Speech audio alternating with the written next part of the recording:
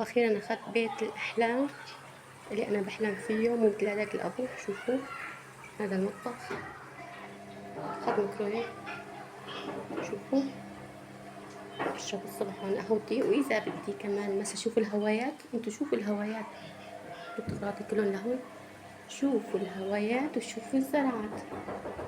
ترى طاطا تاتا بحب اشرب قهوتي هون كمان على البلكون. شوفوا ورداتي. واهم شي هالغرفة في إلها باب هون، وفي إلها باب من المطبخ للبلكون. بلكون في إلها باب من هون، في إلها باب من هون كمان. شوفوا الهواء، شفتوا وش غسيلاتي هون، هي زرعاتي.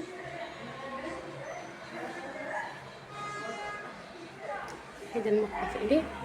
بس يا جماعة غرفة الضيوف، قصدي غرفة ابني، جبنا غرفة نوم طلع فيها فسفوس. وبيجي هاي كمان هيك غرفة الضيوف كتير كبيرة، جبت لها الغرفة. طلعوا أنا محمد مشطة لكن الشباك جبت لها الغرفة ما وسعتها، طلعت صغيرة. هرب محمد. شوفوا فاضية لأنه كبيرة كتير، كمان مشمسة ولا شباك ولا باب من البلكون.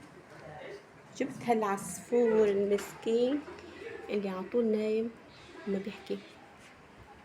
جبت الشاشة ما بينت بالغرفة لأنه مثل ما قلت لكم كتير كبيرة.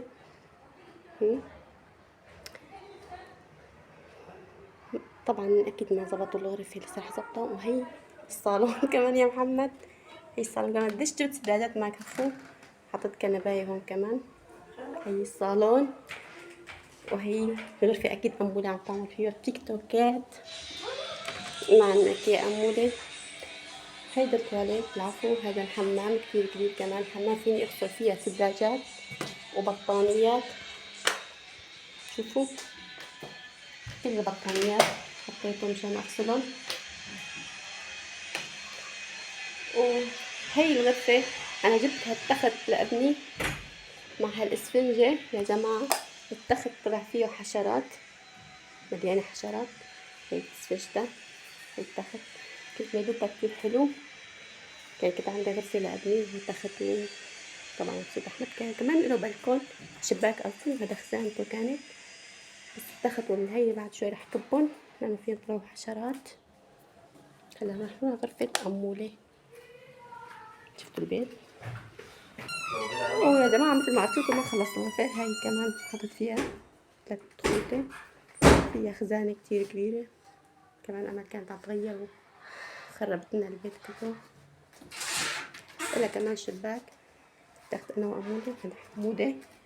هي الغرفة كمان كبيرة وواسعة. تضربي يا أمولة. عم صورك. ليش ما عم تنزل فيديوهات على اليوتيوب محمد؟ انتقلنا مع بوركر. ما بعرف. انا بالعربي انت بالكردي. خير ما ليش ما عم تطلع فيديوهات يا محمد؟